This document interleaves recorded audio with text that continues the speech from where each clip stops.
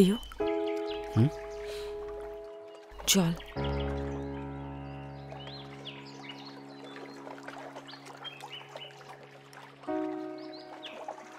কেমন আছো? কি হলো? 5 বছর পর আমাদের দেখা হলো, তাও তুমি কিচ্ছু বলবে না? না মানে এইভাবে আমাদের দেখা হবে এক্সপেক্ট করিনি।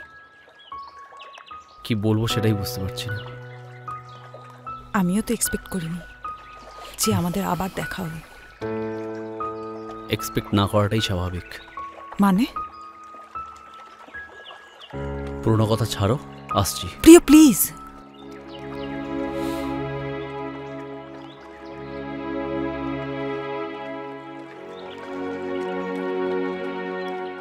তুমি চাকরি করছো কেন প্রিয়? তোমার থিয়েটারের স্বপ্ন?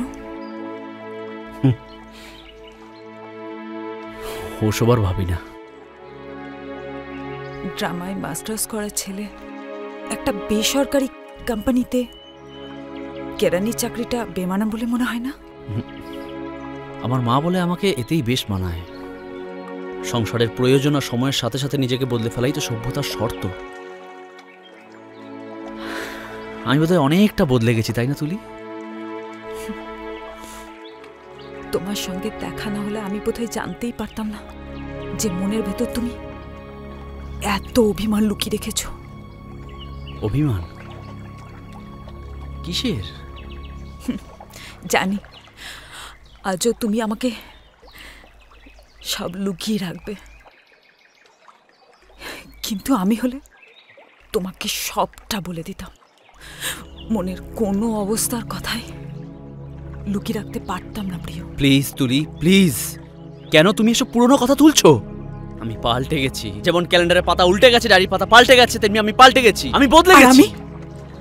আমাকে দেখে কি মনে হচ্ছে আমি বদলেছি?